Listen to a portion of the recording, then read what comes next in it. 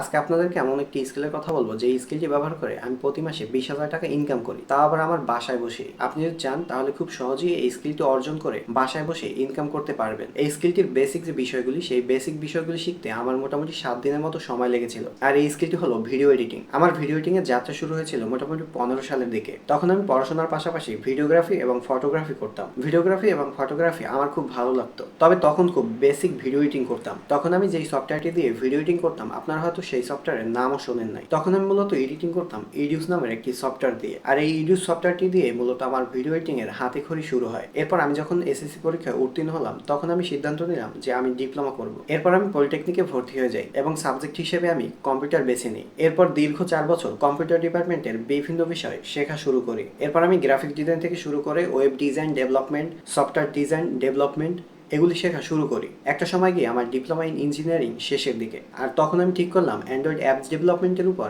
আমি ইন্টার্নশিপ করব। ঢাকায় গিয়ে ক্রিয়েটিভিটিতে অ্যান্ড্রয়েড অ্যাপস ডেভেলপমেন্টের উপর 3 মাসের একটি ইন্টার্নশিপ কমপ্লিট করি। ইন্টার্নশিপ শেষে আমি সোজা চলে আসি বাড়িতে। তখন আমার বড় একটা অপরচুনিটি ছিল অ্যান্ড্রয়েড অ্যাপস ডেভেলপমেন্টে জব নেওয়ার, এবং ওখান থেকে আমার জীবনের 2টা বছর আমি নষ্ট করে ফেলি। তবে এর পিছনে অনেক বড় একটি গল্প আছে, সময় পেলে অন্য আরেকদিন আপনাদের সাথে শেয়ার করব। এদিকে আমার ভিডিও এডিটিং কিন্তু স্কুল লাইফেই শেষ হয়ে যায়। তারপর আমি তেমন একটা ভিডিও এডিটিং করি না। এরপর 2024 সালে অ্যাজ এ ডিপ্লোমা ইঞ্জিনিয়ার হিসেবে আমি বিভিন্ন কোম্পানিতে অ্যাপ্লাই করা শুরু করি এবং সেখান থেকে একটি ইন্টারভিউ কল পাই। গুলশানের একটি রিয়েল এস্টেট কোম্পানি থেকে আমাকে ফোন করে বলা হয়, আপনি কি অমুক তারিখে ইন্টারভিউ অ্যাটেন্ড করতে পারবেন?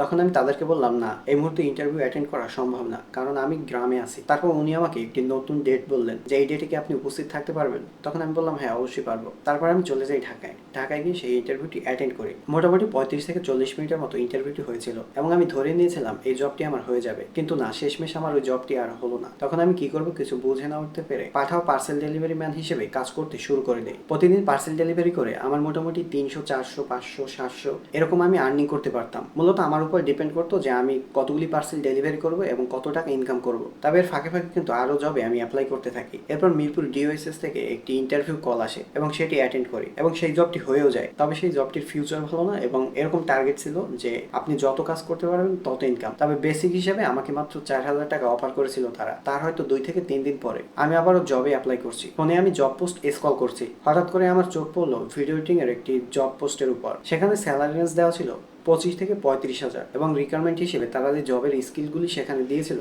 সেই স্কিলগুলি আমি দেখলাম যে আমার সাথে অ্যালাইন করে। যেহেতু আমি স্কুল লাইফে ভিডিও এডিটিং করেছি বা ভিডিও এডিটিং এর বেসিক জানি, যারা এক্সপিরিয়েন্স তারাও অ্যাপ্লাই করতে পারবে এবং যাদের কোনো এক্সপিরিয়েন্স নেই অ্যাজ এ ফ্রেশার তারাও অ্যাপ্লাই করতে পারবে। তারপর আমি সময় নষ্ট না করে সরাসরি অ্যাপ্লাই করে দিলাম। তবে এই জবটি যে আবার হবে সেই জন্য কিন্তু আমি অ্যাপ্লাই করিনি। অ্যাপ্লাই করার 2 থেকে 3 দিন পরে আমাকে এইচআর থেকে কল দেওয়া হয় এবং আমাকে বলা হয় যে আপনি অমুক তারিখে ইন্টারভিউ অ্যাটেন্ড করতে পারবেন কিনা এবং এই লোকেশনে এসে ইন্টারভিউ দিতে হবে। তারপর আমি তার সাথে এগ্রি করলাম এবং ইন্টারভিউতে চলে গেলাম। ইন্টারভিউ দিতে গিয়ে দেখি অনেক বড় একটি অফিস, একটি ফ্লোরে অনেকগুলি লোক বসে একসাথে কাজ করছে। খুবই সুন্দর একটা এনভায়রনমেন্ট। ইন্টারভিউ দিতে গিয়ে বেশ কয়েকজনের সাথে পরিচিত হলাম এবং তাদের সাথে অনেক সময় কথা হলো। তারা অনেকেই এক্সপিরিয়েন্স পার্সন ছিল। তাদের সাথে কথা বলার পর আমার মনে হলো ইন্টারভিউ দিলেও হয়তো আমার জবটি হবে না, কারণ যেখানে 5 থেকে 10 জন তারা পূর্বেই এক্সপিরিয়েন্স এবং 3-4 বছরের জব এক্সপিরিয়েন্স আছে, সেখানে আমি অ্যাজ এ ফ্রেশার তাদের সাথে ইন্টারভিউ দিচ্ছি। তারপর আমাকে ইন্টারভিউ রুমে ডাকা হলো এবং প্রথমেই আমাকে যে কোশ্চেনটি করা হলো সেটি হচ্ছে আমার বাড়ি কোথায়। তারপর আমি বললাম। তারপর তিনি বললেন, আপনাদের বিভাগ কিসের জন্য জনপ্রিয়? তারপর সেটিও বললাম। ইন্টারভিউটি ছিল খুবই ফ্রেন্ডলি।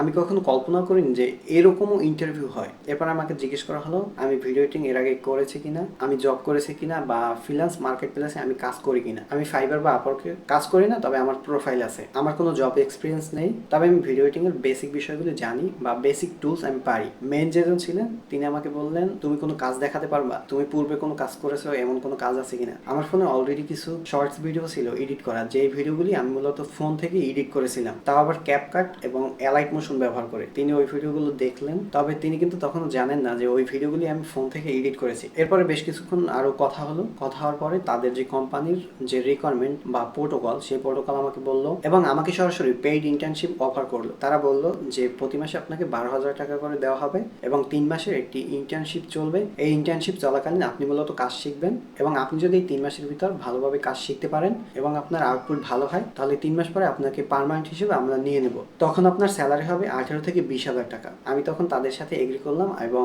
আমি ওই জবটি নিয়ে নিলাম। এরপর আমি এই জবটি 2 মাস কন্টিনিউ করার পর আমি আমার প্রজেক্ট ম্যানেজারকে বললাম, আমি ঢাকায় থেকে এই জবটি আর কন্টিনিউ করতে পারছি না, আমাকে যদি রিমোটলি কাজ করার সুযোগ দেওয়া হয় তাহলে আমি এই জবটি রিমোটলি কন্টিনিউ করতে চাই। এরপর আমার প্রজেক্ট ম্যানেজার জিএম এর সাথে কথা বলে অ্যাজ এ রিমোট এমপ্লয়ি হিসেবে নিয়ে নেওয়া হয়। আমি মূলত জানুয়ারি মাস থেকে এই জবটি রিমোটলি করছি এবং আমার বাসায় বসেই করছি। আমার জবের টাইম হচ্ছে 8টা to 5টা, তবে কোনো দিন 5টার জায়গায় 6টা 7টা এরকম হয়ে যায়। এটা আসলে ডিপেন্ড করে আমি যে প্রজেক্টে কাজ করছি ওই প্রজেক্টের ডেডলাইনের উপরে। তো সবকিছু মিলিয়ে আমি মোটামুটি হ্যাপি। আমার জীবনের এই গল্পটি আপনারা যারা শুনেছেন বা যারা শুনবেন তারা শুনলে আসলে বুঝতে পারবেন কোনো একটি স্কিল আপনি যদি শেখেন কোন না কোন দিন কম হোক আর বেশি হোক কাজে লাগেই। যেমন এই ভিডিও এডিটিং এর যে স্কিলটি, এই স্কিলটি কিন্তু আমি শিখেছিলাম স্কুল লাইফে এবং এই স্কিলটি কিন্তু আমার কাজে এসেছে অনেক বছর পরে গিয়ে। বর্তমান সময়ে ভিডিও এডিটিং এর চাহিদা অনেক বেশি। আপনি যদি ফাইবার বা আপওয়ার্কে যান সেক্ষেত্রে আপনি দেখতে পারবেন হাজার হাজার গিগ রয়েছে ভিডিও এডিটিং এর উপরে এবং প্রচুর পরিমাণে বায়ার রয়েছে যারা কিন্তু ভালো মানের সেলার খুঁজে পাচ্ছে না। আপনি যদি মন প্রাণ দিয়ে চান তাহলে আমি বলবো আপনার সর্বোচ্চ হলে 2 থেকে 3 মাস সময় লাগবে ভিডিও এডিটিং আপনার আয়ত্তে আনতে। আমি ভিডিও এডিটিং এর বেসিক জানতাম এবং সেই বেসিক দিয়ে কিন্তু জবটা পেয়ে গিয়েছিলাম এবং আজকের দিন দাঁড়িয়ে আমি কিন্তু মোটামুটি এক্সপিরিয়েন্স। আর আমার কোম্পানি কিন্তু টোটালি মার্কেট প্লেসের উপর বেস করে কাজ করে। আমাদের সব অর্ডারগুলি ফাইবার এবং আপওয়ার্কেই হয়ে থাকে। আপনার কিছু লাগবে না, আপনি জাস্ট ভিডিও এডিটিং এর বেসিকটা শেখেন। আপনার যখন ভিডিও এডিটিং এর বেসিক শেখা শেষ হয়ে যাবে, বাংলাদেশে প্রচুর পরিমাণ এজেন্সি আছে বা ছোট ছোট কোম্পানি আছে যারা কিন্তু নতুন নতুন ভিডিও এডিটর নিয়োগ দিয়ে থাকে এবং সেই ভিডিও এডিটর গুলো কিন্তু ফ্রেশার হয়ে থাকে, কারণ তারা কিন্তু স্যালারি তেমন একটা দেয় না। যেমন আমি ঢুকেছিলাম 12,000 টাকা স্যালারিতে এবং সেখান থেকে এখন আমি মোটামুটি 20,000 টাকার মতো স্যালারি পাই। তো আপনি যখন এজ এ ফ্রেশার হিসেবে ঢুকবেন বা ফ্রেশার হিসেবে অ্যাপ্লাই করবেন তখন আপনি এটা ভাববেন না যে আপনার স্কিল কম বা আপনি বেসিক জানেন দেখে আপনার জবটি হবে না। এই কোম্পানিগুলো মূলত খুঁজেই ফ্রেশার যারা শিখতে চায় এবং শিখতে আগ্রহী, বেসিক জানে, তাদেরকেই এরা মূলত খোঁজে। তা আপনি যদি ভিডিও এডিটিং এর বেসিক জেনে থাকেন, কোনো একটি কোর্স কিনে টাকা নষ্ট করার কথা ভেবে থাকেন, তাহলে আমি বলবো আপনি কোনো কোর্স কিনবেন না। আপনার কোনো কোর্স কেনার দরকার নেই। আপনি অ্যাজ এ ইন্টার্ন হিসেবে ছোট হোক বা বড় যে কোনো একটি ভিডিও এডিটিং এজেন্সিতে আপনি জব নিয়ে নেন অ্যাজ এ ইন্টার্ন হিসেবে। যখন আপনার 6 মাস বা 1 বছরের এক্সপিরিয়েন্সড হবে এবং আপনি দেখবেন যে ফাইবারে কিভাবে কাজ করে, কিভাবে অর্ডার নেয়, বায়ার সাথে কিভাবে কমিউনিকেশন করে এবং বায়ার রিকোয়ারমেন্টগুলি কি কি থাকে, তখন আপনি কিন্তু মোটামুটি স্কিলড হয়ে যাবেন। তারপর আপনি যদি চান যে আপনি জবটি করবেন না কন্টিনিউ, আপনি কিন্তু নিজেই ফাইবার বা আপওয়ার্ক মার্কেট প্লেসের বাইরেও নিজেই কাজ নিয়ে কাজ করতে পারবেন। আপনি যদি ভিডিও এডিটিং শিখতে আগ্রহী থাকেন, ভিডিও এডিটিং আপনার ক্যারিয়ার করতে চান, তাহলে এই ভিডিওর কমেন্টে আপনি লিখবেন আমি ভিডিও এডিটিং শিখতে চাই। এই ভিডিওটিতে যদি 100 কমেন্টস আসে তাহলে আমি আপনাদের সাথে শেয়ার করব ভিডিও এডিটর হিসেবে জব পাওয়ার জন্য আপনাকে এক্স্যাক্টলি কি কি শিখতে হবে, কোন কোন টুলসগুলি শিখতে হবে, সেগুলো নিয়ে আমি একটি ভিডিও বানাবো। কারণ জব পাওয়ার ক্ষেত্রে কিন্তু আপনার ভিডিও এডিটিং এর মাস্টার হওয়ার দরকার নেই বা ভিডিও এডিটিং এর সবকিছু আপনার শেখার দরকার নেই। আপনার কিন্তু আফটার ইফেক্ট শেখার দরকার নেই, আপনি প্রিমিয়ার প্রো পারেন, বাস, আর কিছুর দরকারই নেই। আবার অনেকে আছে ক্যাপকাট দিয়ে ভিডিও এডিটিং শিখেন বা ক্যাপকাট দিয়ে মোটামুটি ভালো মানের ভিডিও এডিট করতে জানেন, তাদেরকে আমি অনুরোধ করবো আপনারা প্রিমিয়ার প্রো অথবা ডাভিন্সি শিখেন। যে কোনো একটি টুলস আপনারা শিখেন। আর ভিডিও এডিটিং এর যে কোনো একটি টুলস আপনি যদি পারেন সেক্ষেত্রে কিন্তু অন্য একটি টুলসে আপনার মুভ করা খুবই সহজ হয়ে যাবে। সবকিছু কিন্তু সেম, বেসিক সবকিছুই কিন্তু সেম।